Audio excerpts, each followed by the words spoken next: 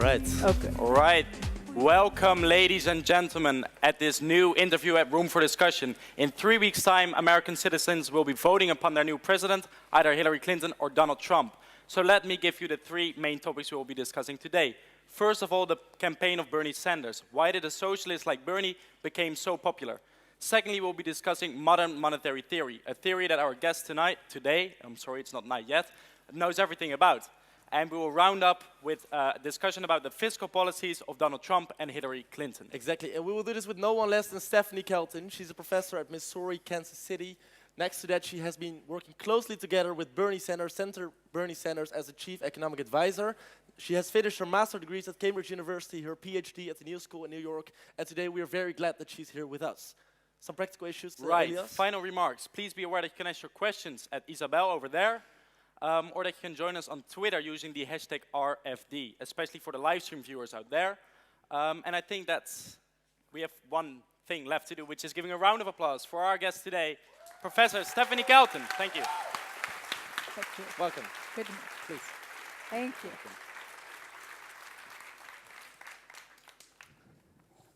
Professor Kelton, once again, thank you very much for being here with us today. It's an honor. One of the reasons we have invited you is because we know that many students at the University of Amsterdam have been following the presidential elections in the US and especially following the movement of Bernie Sanders. We were wondering, what is it like to work with Bernie Sanders? It's exhilarating. It is demanding. It's inspiring. People will sometimes say to me, well, you know him. What's he like? Yeah. And I will say, but you know him too. Is that indeed, is he exactly the same as we have seen him on TV? That's the thing. Yeah, he is. He is exactly the same as what you see. He is not Bernie Sanders in private, different senators, and Senator Sanders somehow different publicly. What you see is what you get. Right. So I tell people, you know him. And they say, I do, don't I? I say, yeah, you do. Cool. What was your role? I mean, did you write speeches for him? What was your role? I did. I wrote speeches. I mean, I worked for him as the chief economist on the U.S. Senate Budget Committee. And so one of the things that I did is on the Budget Committee, we would have hearings on various topics. And so you would provide some background information so that he's well informed on whatever the issue of the hearing is. And opening remarks, talking points, floor speeches, op-eds, all kinds of things. Did you know him before that, before he became an economic advisor? I didn't meet him before that, but I had done some advisory work. He formed an advisory committee years ago, something to do with the Federal Reserve, and I served on that advisory committee for him. Yeah. Right, because now his presidential campaign is over, right? Or his campaign, he quit about half a year ago. Are you still anyhow involved within his movement, his campaign, now campaigning for Hillary Clinton? I am working with him on another project, but I don't do work that's related to the work that he's doing to work on her behalf. What project is that, if I may? Not known yet? I do know, but nobody else knows. Nobody else knows. He has asked me to work to organize a European trip for him. And so he would very much like to come and visit a number of countries. To room for discussion. So that's something that I've been doing for him recently. Wonderful. And when will that be, more or less? Well, that's one of the issues. He was originally hoping to do August, and when he mentioned August in Europe, we kind of laughed because at that point we both said, oh, wait a minute.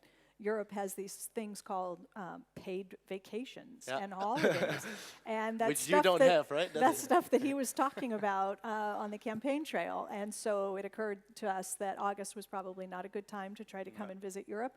So now that he's doing so much to try to work on her behalf to help get Senator Clinton elected, we think after the election sometime, but we haven't nailed down dates. Wonderful. We're looking forward, I think, to have him here.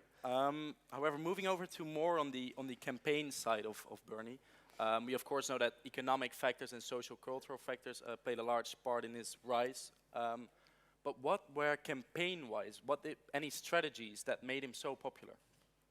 See, that's the thing. I don't think that there were campaign strategies that drove his popularity. I think that, and this is something I think people have discovered when they went back and listened to the speeches that he was giving as mayor of Burlington, as a member of the House before he moved over to the Senate. I mean, this is someone who has been remarkably consistent, I think remarkably prescient in terms of the divisions that he saw forming in within both the U.S. economy and social divisions. And so for 30 or so years, he was talking about the same sorts of problems that have only gotten worse over the course of time. And so somehow there was just a collision of message and opportunity, and it just seemed to be the right time so for his message. I mean, we know that Obama used a vast amount of social media back in 2008. Maybe the young voters who spread him on Facebook? No question. Okay, so there I definitely agree with you. He had a really tremendous team in terms of digital media and organizing. He hired some first-rate people. I mean, really, really made maximum use in terms of the way that he funded his campaign. That is both a testament to the message that he brought and to the talent that he hired, I think. And so, you know, those $27 donations and the effort to connect with young people using social media and so forth, definitely.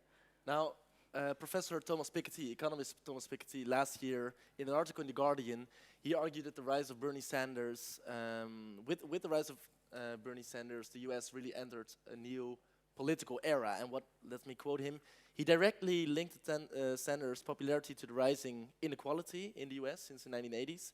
And he says, from the 1930s until the 1970s, the US were at forefront of an ambitious set of policies aiming to reduce social inequalities, while since the presidency of Ronald Reagan, both the Bill Clinton and the Obama administration have failed to respond actively to Reagan's tax decrease policies. Now, we were wondering, did Bernie Sanders actually ever consult Thomas Piketty?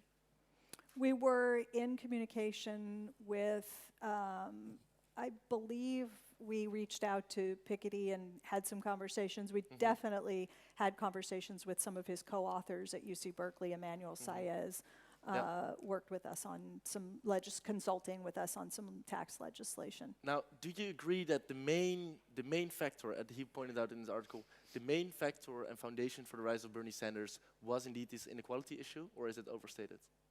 I think, you know, I just did an interview before coming on stage here, and I drew the attention to the problem of inequality. I do think if you forced me to say that there was a single issue at the core from which it's like a hub and spoke system, right, that it is inequality that was central to the campaign and the success of the message. I think so. Any facts and figures? I mean, we know that inequality has been on the rise since the 1980s. What are striking figures that you know that you really want to get across on the inequality issue? Well, look, I mean, when you tell people that the divide between those at the very top and everyone else, that, you know, he would put things in terms of the top 1% or the top 1/10 of 1%.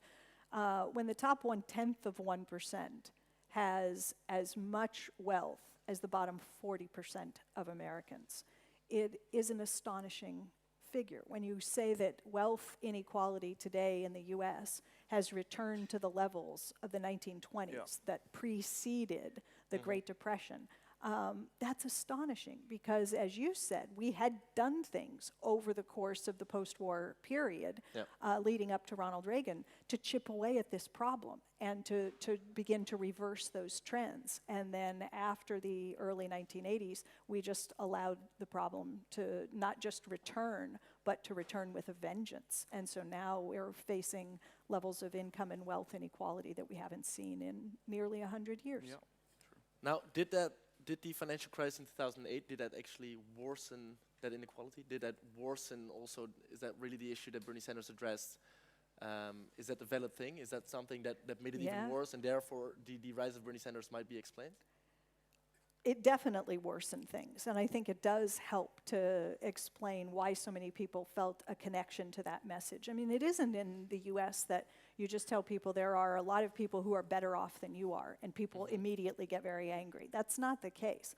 But what happened in the wake of the Great Recession was that you had some $16 trillion in wealth just be destroyed. I mean, around $6 trillion in housing wealth, right? So people felt worse because they were worse off. And it took a great deal of time for the majority of people to begin to recover the lost wealth. What happened in the meantime, though, is that a very small number of people did incredibly well.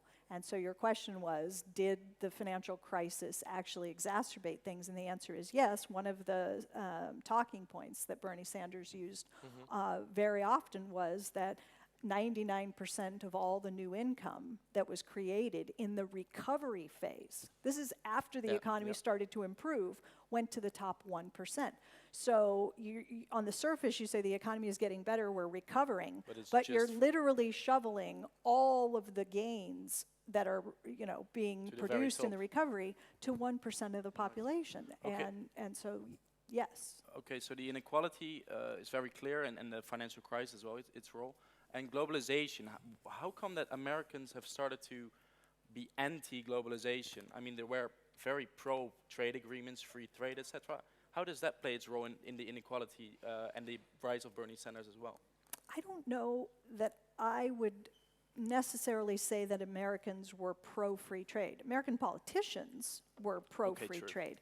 Trade was not really a big issue. And so these sorts of deals like NAFTA and CAFTA and so forth, these were done, but not usually discussed. It wasn't something that you turned on the nightly news and there were lots of people talking heads on, talking about the latest trade deal and the negotiations and what would it mean for the American worker. We just didn't pay a lot of attention, and the deals got done.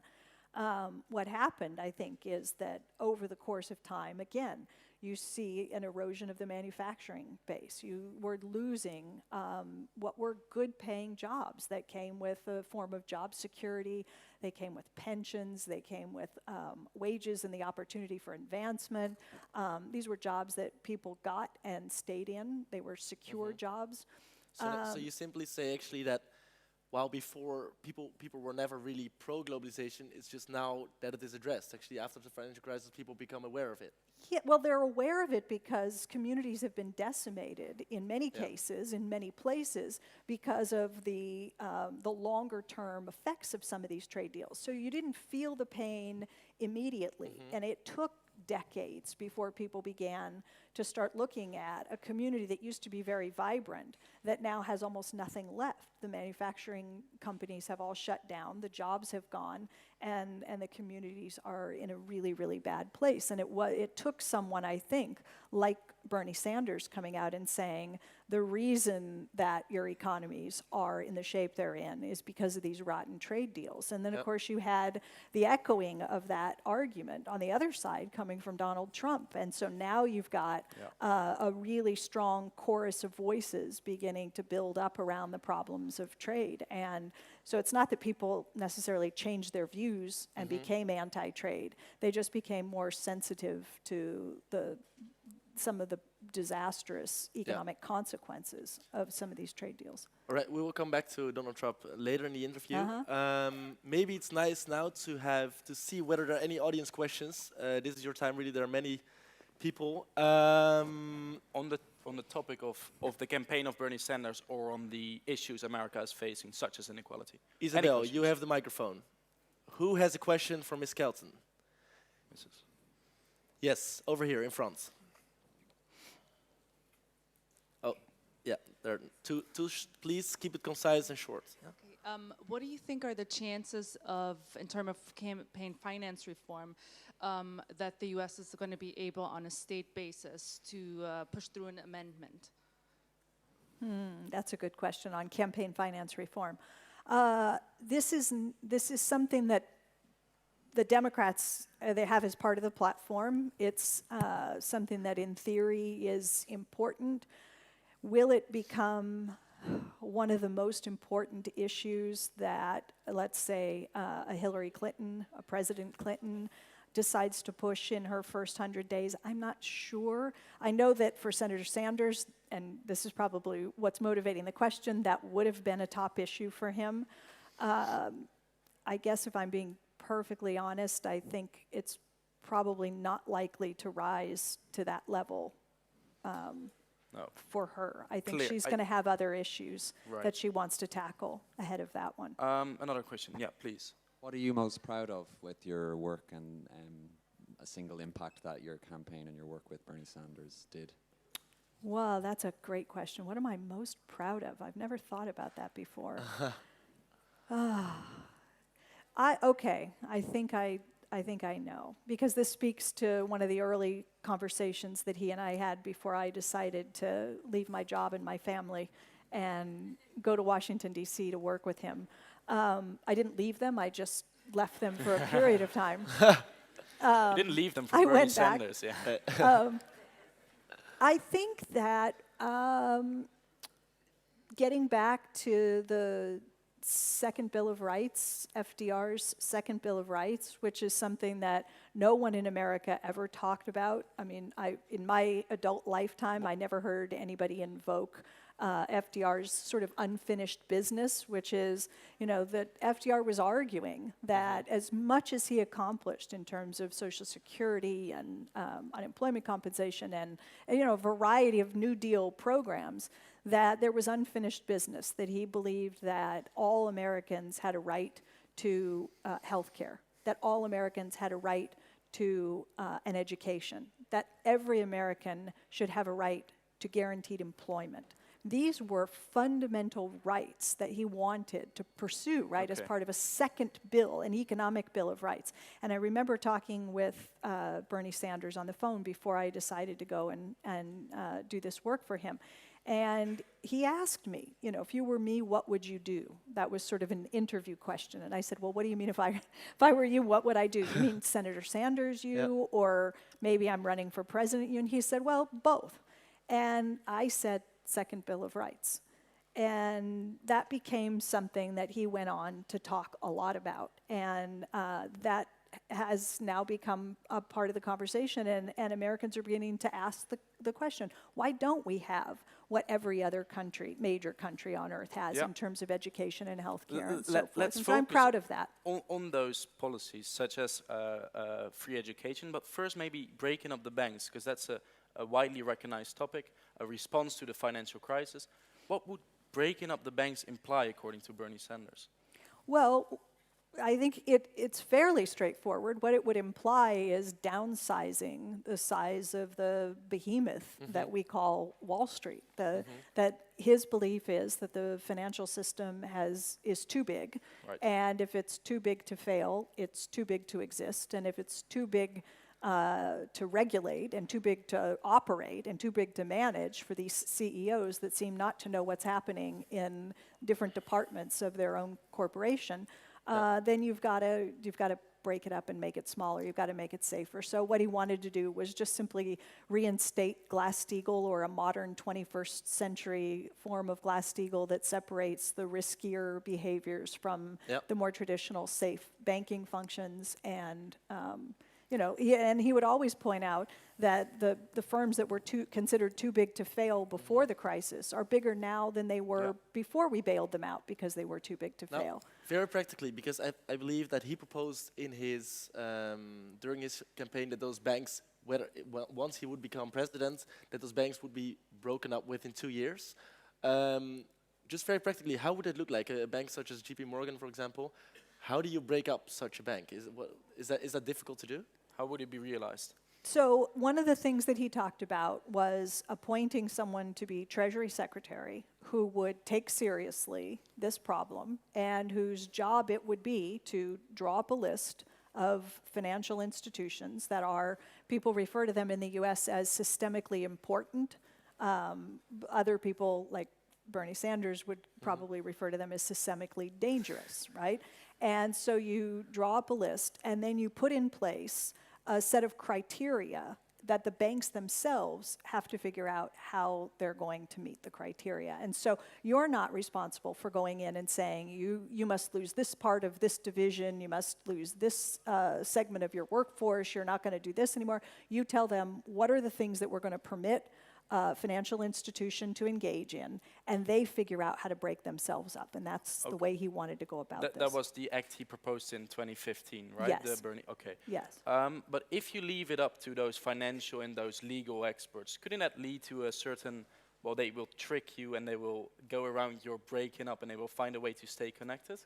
Those divisions you want to break up? Well, I definitely agree, and I think he would too, that financial institutions are cunning, that they're going to look for ways around regulations, that you're not going to be able to regulate and prohibit all behaviors that you would like to eliminate in the financial system. But look, if you tell banks that they cannot do certain things, and if securitization is one of those things, you can make loans, but when you make a loan, you have to do proper underwriting, and you better do proper underwriting because you're going to hold on to that loan. Yep. You're not going to slice it up and then repackage it into some derivative and then start trading these things so that the average duration, the time that you actually hold a loan after making it is less than 30 days. You have no interest really in ensuring that that borrower is a good credit-worthy borrower. So he would make the promise that the banks would need to go back to the originate and hold model instead of the originate and distribute model. The CDOs, etc., those no longer would be of existence. That's right. Okay. How would Hillary go about breaking up the banks? She addressed more the Dodd-Frank Act, Section 121, I believe, and not the legislation of Bernie. What is the difference between that Dodd-Frank Act, which also states something about breaking up the banks, and the legislation Bernie proposed in 2015? Well, I think the key difference is that Bernie believes that you can identify banks today that are too big to fail and need to be broken up. Yep. Whereas the Dodd-Frank legislation and this provision that you're referring to says that certain banks have to come up with living wills, they have to tell you in the event that something were to go wrong again in one of these major financial institutions, this is the way that we intend to deal with that, right? So I suppose the answer is that a Hillary Clinton is more trusting of the ability of the financial institutions to do a good bit of policing of themselves, and that unless and until problems emerge, there's no reason for immediate efforts to break banks up. So the Dodd-Frank argues that you have to draw up a plan in case of a bankruptcy, and if that's all right, then you can just go on as just usual business. Yes, but there's nothing fundamentally wrong with a very large financial institution. Clear. Okay, another proposal that was widely discussed by the Bernie Sanders campaign and also in the news and in other parts of the world was this free college tuition, right? He proposed free college tuition. Now, just to clarify, this just meant public college tuition, right? No Ivy Leagues, no Harvard, for instance. Not the private universities. So it doesn't include the private universities in the US. Now, I was wondering, like, couldn't that lead to even a bigger public-private divide or a bigger income divide between higher classes and middle classes? I read an article when it said, for example, that middle-class students, it was predicted that middle-class students were more tentative to go to free public universities, while they would rather, while before they would used to go to private universities, and that would kind of push out the lower classes from those public universities. Has that been thought of or not? Well, I'm sorry, you're going to have to do the pushing out of the lower classes again. Exactly. How did that happen? So you have, once the public colleges are made free at this moment, it was predicted by a couple of economists that middle-class students who would usually go to private institutions would now decide to go to public universities or public colleges because it would be free. Therefore, that would create friction with the lower classes. And with extra competition, basically. Extra competition, basically, for the free public colleges.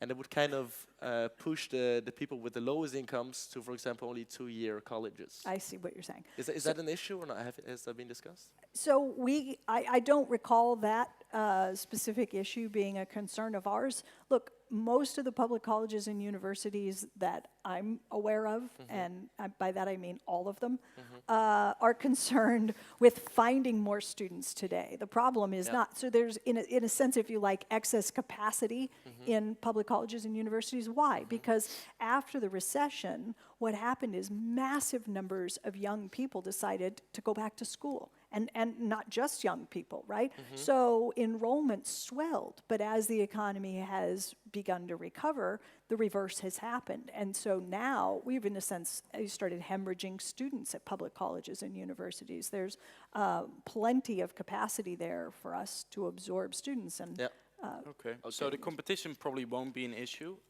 Looking at Hillary Clinton, her proposal of free public universities, she proposed that public universities within their home states could offer free courses to students that are in that home state and have below I believe 125K incomes, the children of those, of course. Is this shift towards the left from Hillary Clinton really due to Bernie Sanders? I think the specific plan that you're referring to is definitely a result of the campaigns working together through the process of putting together a platform, her taking on board some version of some of the things that he was pushing for, including minimum wage.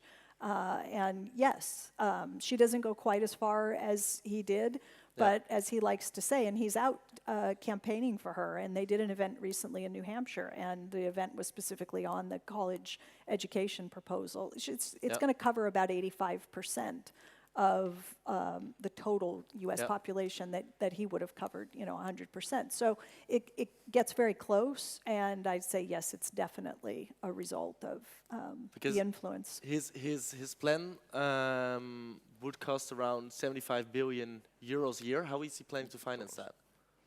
Well, we're back to talking about Bernie Sanders' proposal. So what he was proposing is, if I recall the numbers, it was around. So I'm not sure, your number seems a little high. I think we were looking at... We took it from the website of Bernie Sanders. So I thought we were at 70 billion a year in US dollars. 75 US dollars, yeah, exactly. US 75 dollars. billion. Oh, I'm sorry, I thought you said euros. Yeah, I thought you said euros. So, so his proposal was to quote, pay for the college education with a tax on what he called Wall Street speculation. So in other places you would call it a financial transactions tax. Within the economics profession we might call it a Tobin tax.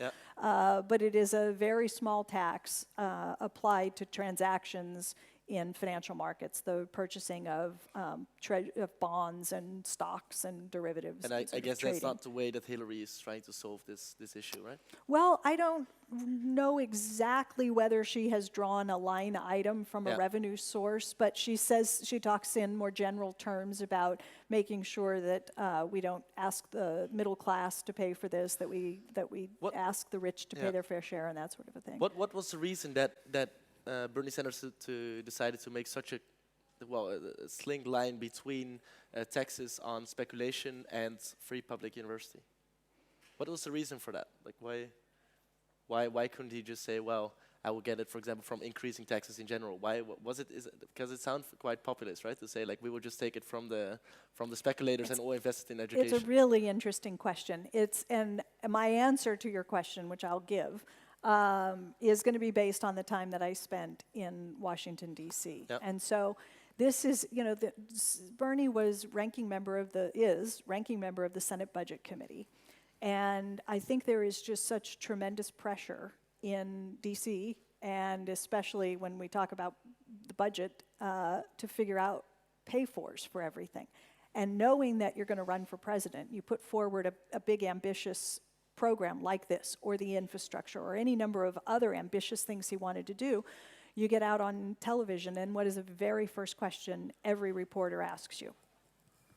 Did you say it?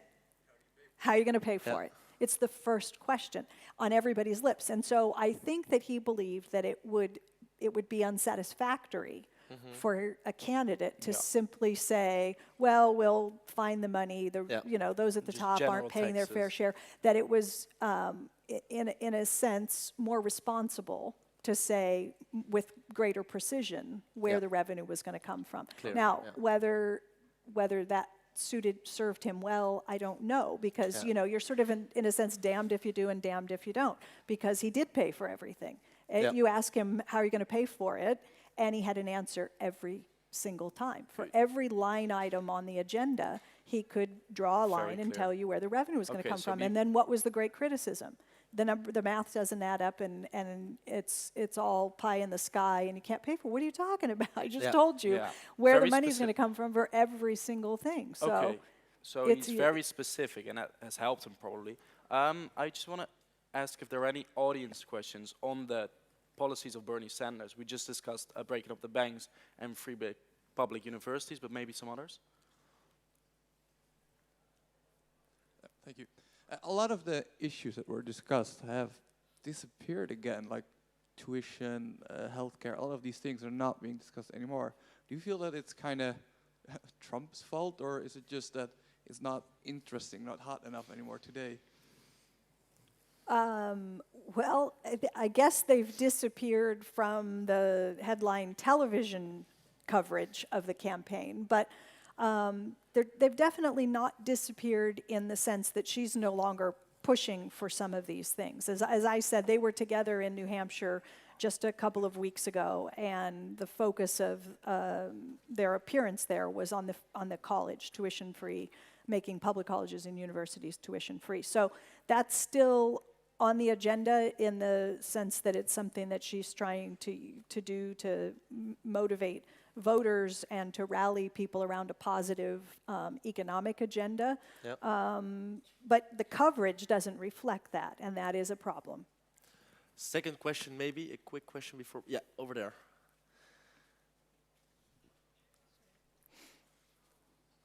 First of all, thank you for being here today to share perspectives with us. I have a question about free trade. You referred to the long-term effects of various free trade deals on communities in the US, and it actually reminded me of a similar situation actually here in the Netherlands, because a province here in the Netherlands, Groningen, it once had a whole grain imperium, and that was pretty much destroyed because the Netherlands opened itself up to trading grains with the United States, and this whole thriving community kind of got wiped out, trading community. So I just wondered, because there's this whole range of spectrum of views on how to deal with free trade. There are some people that feel these deals should not be signed at all, and then at the other side you have people that feel that the trade deals should take better account of the interests of middle class or trading or communities. So the question basically is, what is the view of Bernie Sanders on this? I mean, where does he stand within the spectrum of views? On free trade, where does Bernie position himself? So he will often say that he is not against trade. He's not anti-trade. Mm-hmm. What he tries to describe is something that looks more like fair trade, where the deals are not written in the interest of mega corporations and against the interests of the workers who end up producing manufactured goods and so forth for trade. So where he stands is somewhere between two extremes, but definitely with the greatest sensitivity toward the working people and the impacts of these trade deals on them. I mean, look, at the end of the day, if you're importing goods and services, this is a benefit to the country, because in real terms, imports are a benefit and exports are a cost, because the exports are the things that your people are making and producing and then sending to somebody else to enjoy, right? So in a real sense, exports are a cost and imports are a benefit.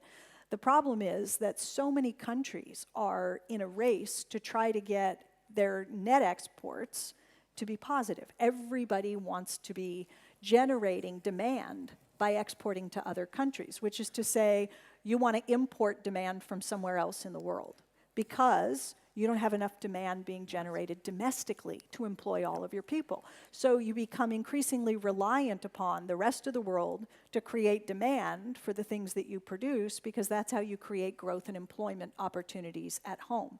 But everyone can't do that. I mean, this is the problem, right? That if every country decides that it's going to become more and more reliant on on its trading partners to buy their goods, well, it's not going to work, right? Yep. Somebody has to import in order for somebody else to export, true. right? Okay. So I think what we need are better domestic policies to create employment and demand at home so that we can become less reliant on other countries as we try to import demand. And I think that Bernie understands that very well, which is why he had such an ambitious economic program for domestic employment. Right, very interesting. There's also another topic. We have talked about the economic policies of Bernie now. We've taken a couple, breaking up the banks, free public tuition. Now, it might be interesting to focus on your theory, that you're an advocate of, the modern monetary theory. Before we do that, it's interesting to ask a question to the audience, and it's important you pay attention. Now, in the Netherlands, and also in other countries actually, it's often heard that a government cannot spend more money than it receives, otherwise it will run a budget deficit in the long run. So who believes that this concept also applies to the United States, so that a government, in the long term, cannot spend more money than it actually receives? Who believes this theory? This sounds like a logical theory. Please high up your hands, yeah, if you agree with this. So a government cannot spend more than it receives. So debts will go up constantly. All right, well, that's almost half-half, I would say. It looks like the right side was more agreeing with this statement. Now, your theory, Ms. Kelton, actually says the contrary. It argues that MMT governments are actually able to run a budget deficit, right? How does it work? Can you quickly explain? Well, that's hard. We already talked this through in the beginning. Quickly disabuse this audience of, and I'm impressed that fewer than half agree. Yeah. So this is a smart audience. Yeah. Look, the simplest way to say this, and I'll say it with the caveat that I hate saying it this way, but you're not giving me time. Yeah. We'll try.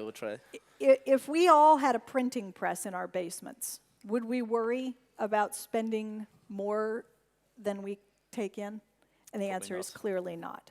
And the defining characteristic of a country like the United States is its sovereign currency, is the fact that governments like the US, like Canada, like the UK, like Australia, are the issuers of their currency. They have, if you like, a monopoly on the creation of the currency. In the United States, the US dollar can only come from one place, and that is the US government. It cannot come from anywhere else. If I try to create the US dollar, I better not get caught when I do it, right? Because it's called counterfeiting.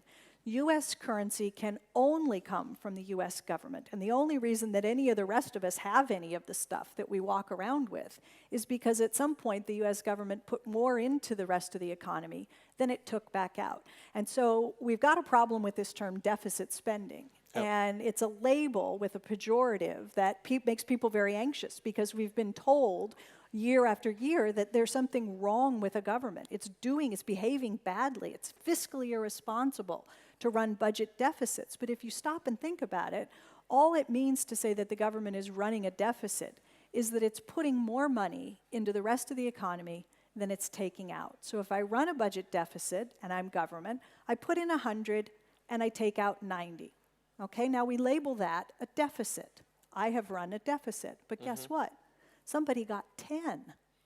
Somebody in some other part of the economy is now holding 10 that they wouldn't have otherwise had. What does it mean when I run a budget surplus? People say the government should be in surplus, no deficits, be responsible, collect more than you spend. Okay, let's try that. I'm going to run a surplus. I'm going to collect 100 in taxes. Now I'm going to spend 90. So I have a surplus. But what does the rest of the economy have? The rest of the economy has the deficit because balance sheets have to balance.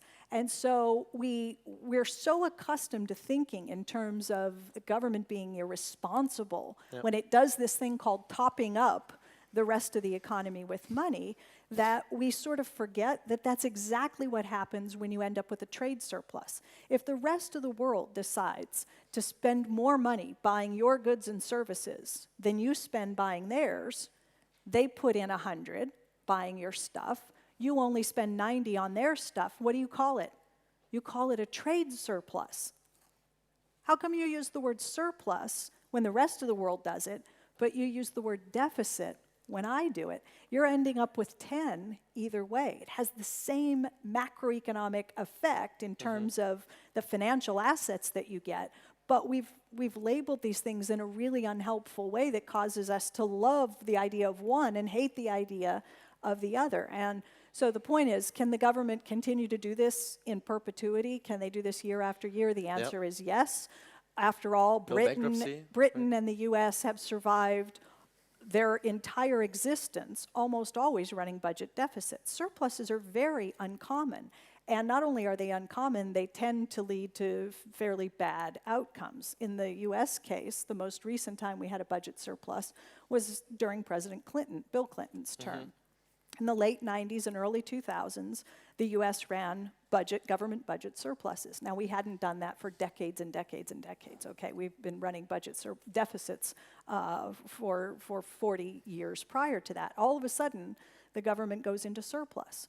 And what happens at the same time is that the private sector ends up running these massive deficits. Now, private sector is you and me, right? We're the households and the businesses in the economy. We just use the dollar. We don't issue the damn thing.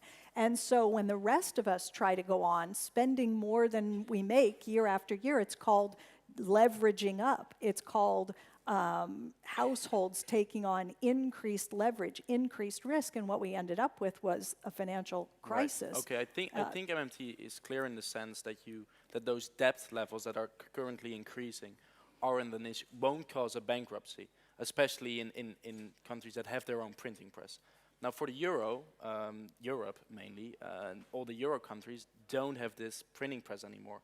So is that the main issue you think with the euro, that we can no longer have those deficits because we are restricted, that we can't print our own money? Yeah, since we don't have a fiscal union, right? Since it's controlled by the European Central Bank. Yeah, so all of the countries that adopted the euro gave up their sovereign currencies and adopted what amounts to a foreign currency here within what we call the Eurozone.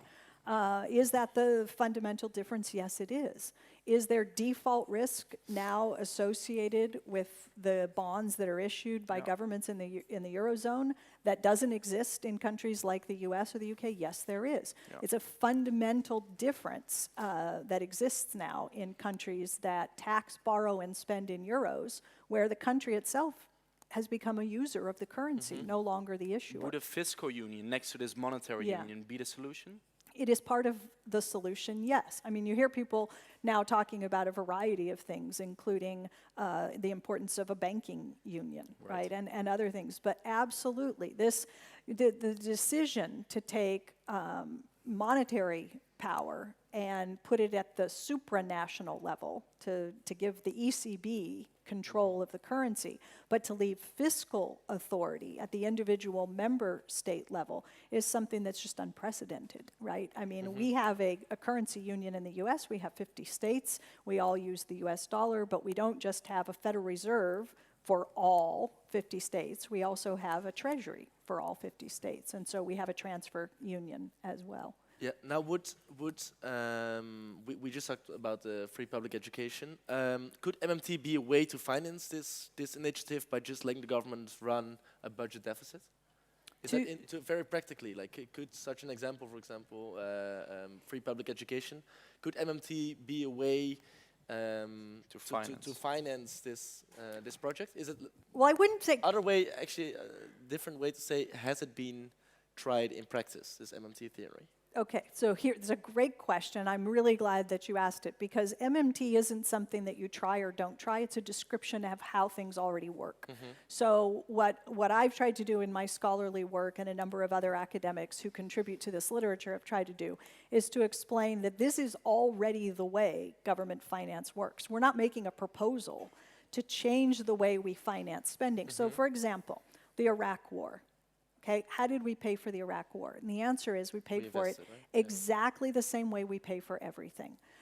Congress goes in and authorizes the spending. And so what it would take to get, for example, free college is for Congress to go in and authorize the spending. And if you had a piece of legislation that was, as we call it, a clean bill, which didn't include these pay-fors, and where are you going to find the money? We just say, here's a proposal. We're going to spend $75 billion a year providing college tuition at all public colleges and universities to anybody who wants to go. If enough members raise their hand and vote for that legislation, it triggers the payments. The payments just happen by virtue of the authorization to spend. And then you get whatever revenue you get, and at the end of the fiscal year, you find out whether you had a surplus or a deficit. Okay. I think that from Krugman and Stiglitz also to Warren Buffett and actually Donald Trump, they all seem to be in agreement with you that those deficits and those debt levels won't cause a bankruptcy. So let's focus on other points of debate at this MMT theory, such as inflation. If you say that you can constantly spend, if you can get that aggregate demand up, can you keep a control of inflation? That's the key question. This is the key question. So what I would emphasize is that a country like the US is not revenue constrained. Okay? You have a monopoly over the currency. Right. So you're the only one who can issue it. You're never going to run out. You're never going to be forced into default. You can't go bankrupt. Take that question off the table. Then the question becomes what you just raised. What are the limits? And the limit, the binding constraint, is inflation. If you try to do it all, if you say we're going to have $3 trillion in infrastructure investment this year, we're going to educate the whole population free of charge, we're going to do this, we're going to do that, we're going to have health, and we're going to do it all tomorrow or next year or in the next 3 years, you may be putting such a strain on the limited resources that you have, on the steel, on the manufacturing capacity of the country, on the labor force, on the supply side of the economy, that you'd end up just driving prices up. And so that you have the power of the purse does not mean that you have the power of the purse to use as liberally as you want without consequence. And the consequence is inflation. So I used to listen to the chairman of the budget committee, who is a Republican, and he would often say, deficit spending is evidence of overspending. That's what a deficit is. And I would say, no. Evidence of overspending is inflation. Right.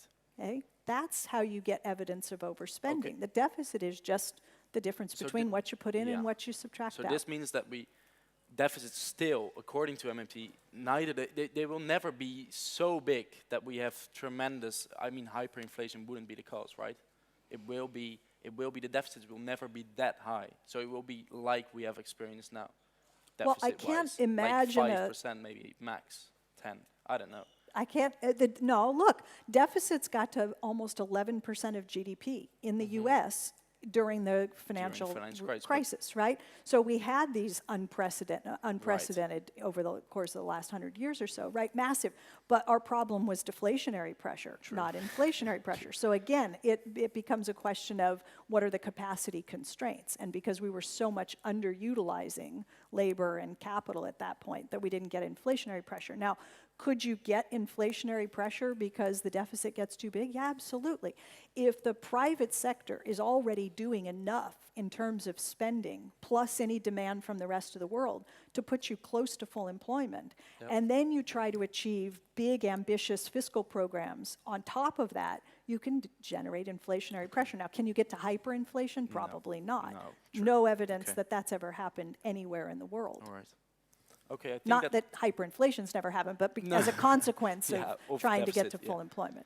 Okay, I think that's clear on MMT, but just any audience questions on this topic of modern monetary theory? I already thought so, Justus, the economist. So central to MMT, I think, is fiat money, that it's good to have fiat money because you can play with the deficit.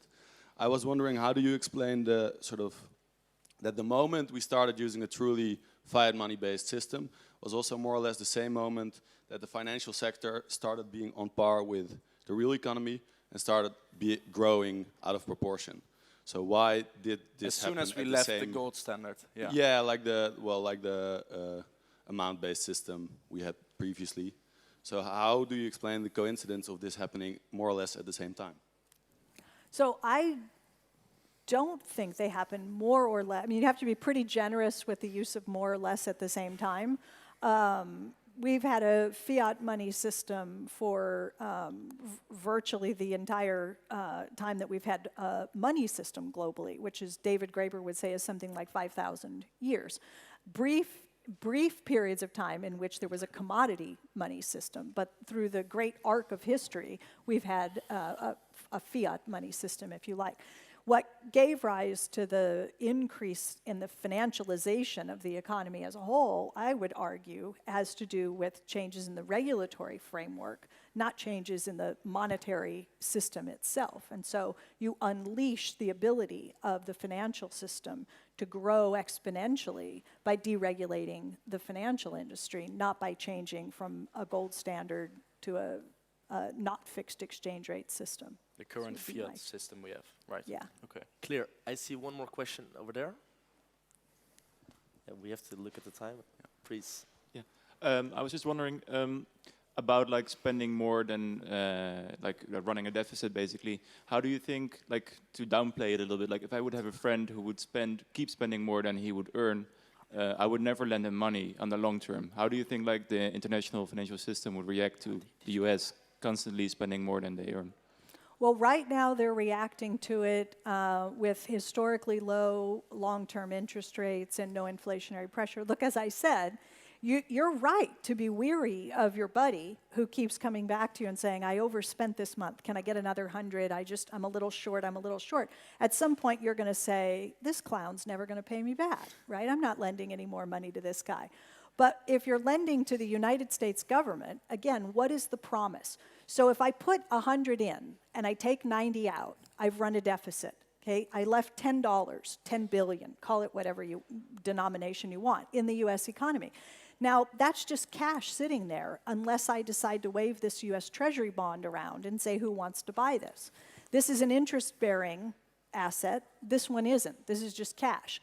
And people say, I would like to buy that Treasury bond, okay, because it's default risk-free, it's highly liquid, it's safe, and it pays me interest. And so somebody swaps me the 10 I put in for the U.S. Treasury. Now, this is a really safe asset. The question is, what would cause people to not want to do that? Why would anyone begin to worry about the risk of holding U.S. government debt? All I've promised to do at some future date is give you back U.S. dollars. Now, can I run out? Am I going to run into a problem making good on that obligation? And my answer is no. And again, it goes back to the fact that I have the monopoly on the issue of the dollar. Your buddy doesn't have the ability to create the currency, and the only ability, it's the only place it can come from. So when that bond matures, and every year and every month until it does, I'm going to meet the interest obligation by paying dollars, and at the end, I'm going to pay the premium by paying more dollars. Is this a risky proposition? And my answer is it is not a risky proposition.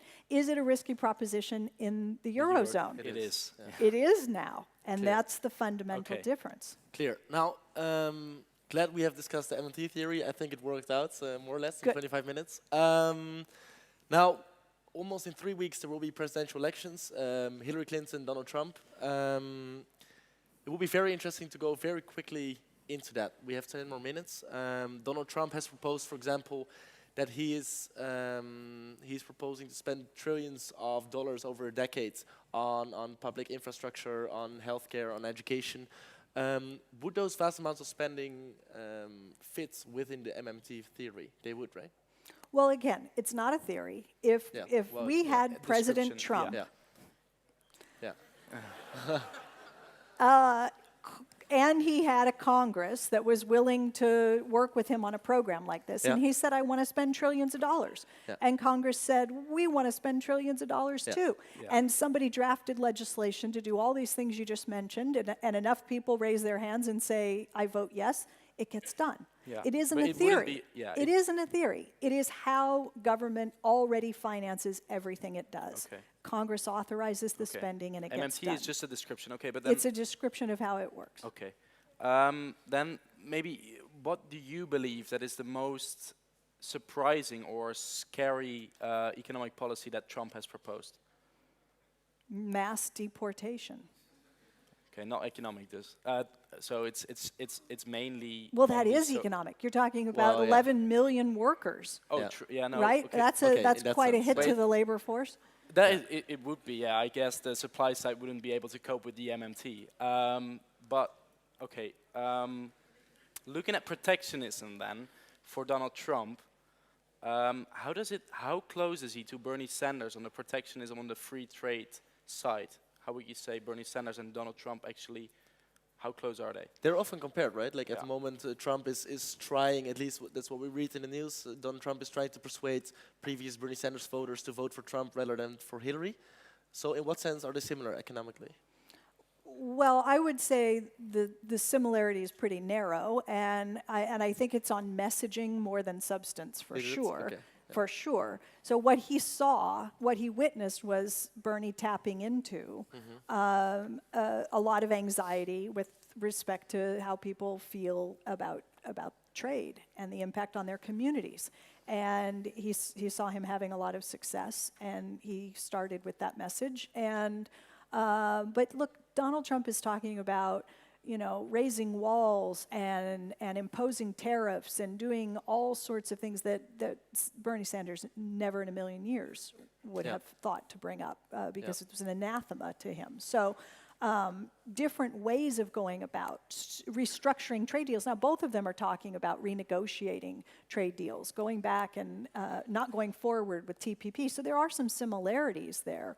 But Donald Trump seems to think that he can strong-arm his way into reversing decades-long progress, loss of jobs in manufacturing and so forth. And I think Bernie Sanders is much more realistic about how difficult it would be to actually come up with policies to attract back jobs in the manufacturing industry. Maybe quickly on Hillary Clinton then. What has surprised you the most on the shifts towards the left? What did Bernie Sanders, what was his main policy that he actually got Hillary to the left? On what policy was that?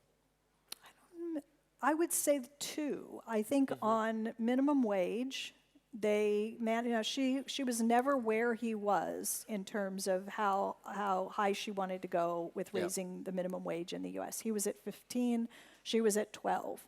$15 an hour made it into the Democratic platform, and so that was a pretty substantive victory there. And I think on college, he's absolutely delighted to see her now pushing to make public colleges and universities tuition-free for families making less than $125,000. So those two seem to me to be pretty, and on TPP, the reversal on TPP as well. So, do you think she will actually stick to the TTP agreement? Will she actually stay on not trusting that and not letting that go to Congress, or do you think she will actually flip around and come back on that free trade deal issue? Yeah, we have seen her speech last week that was revealed by WikiLeaks, right, in which she advocated in her speeches to Wall Street that she was actually very much pro free trade agreements, while in the campaign in the previous month she has been campaigning against those free trade agreements.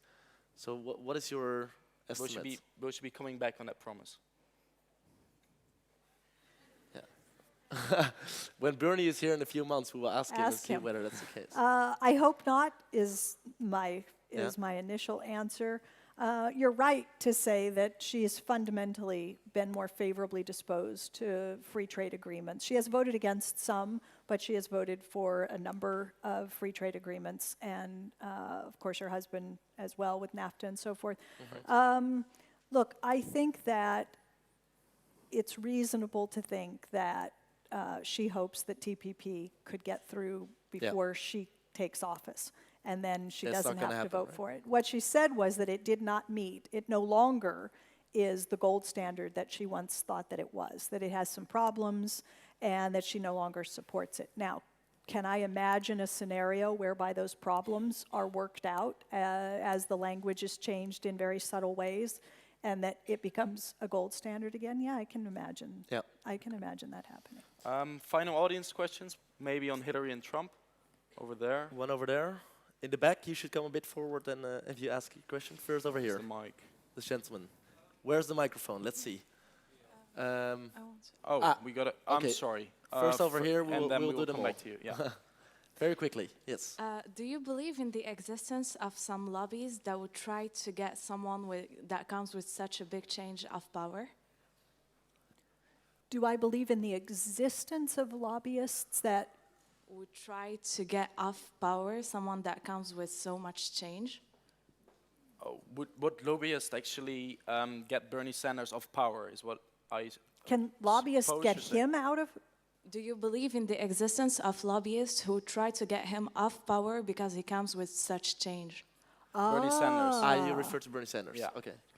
I've never heard that contemplated before. The idea that there are people actively lobbying to limit his influence Exists. My question is if you believe that they could exist.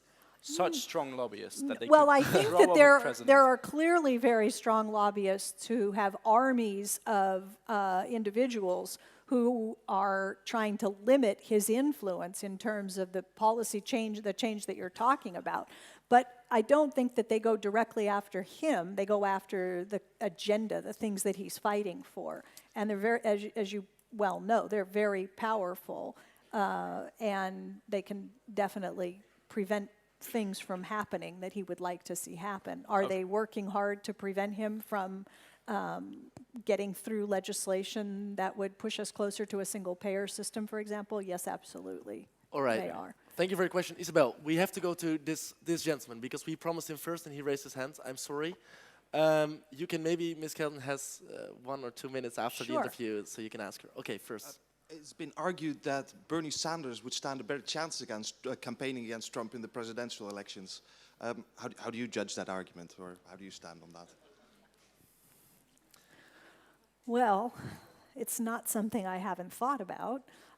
Exactly. I'd love to see the polling. Nobody's done it right now. It has been done, though, right? Well, prior, yeah. Sure. But the question that a lot of people are asking is the one that you just asked, which is if he were the Democratic nominee today, where would he be relative to Trump in the polls? I think he would be doing extraordinarily well. I think that the third party is getting something like 11% of the total vote, depending on the poll, 11 to 13 or so percent. That's substantial. And many of those third-party voters are people who were once supportive of Senator Sanders. So you throw this into the mix, it would be nice to have the data to provide sort of a affirmation of what I believe to be the case, but I think he would be doing extremely well. Okay, I think we have run out of time, so final questions. Will it be Hillary Clinton or Donald Trump in 3 weeks' time? It will be Hillary Clinton. And will she actually surprise Bernie Sanders supporters with being more on the left scale of the spectrum? You know, I think that it depends what happens in the House and in the Senate. Okay. But you believe in her good intentions? I do. You do? Good. Okay, well, at least that's a positive note to end with. Before we start thanking Ms. Kelton, I would like to thank you very much for attending this interview. It's good to know that from next week on, we will recruit new interviewers for Room for Discussion from January on. So you can, if you're interested, for example, in interviewing Ms. Kelton or maybe Bernie Sanders within a few months, then please apply and send your CV plus motivational letter to hr@cefa.nl. For now, I would like a very, very warm applause for Professor Stephanie Kelton. Thank you. That was fun. Thank you. Thank you so much. Really Thank nice. you so much.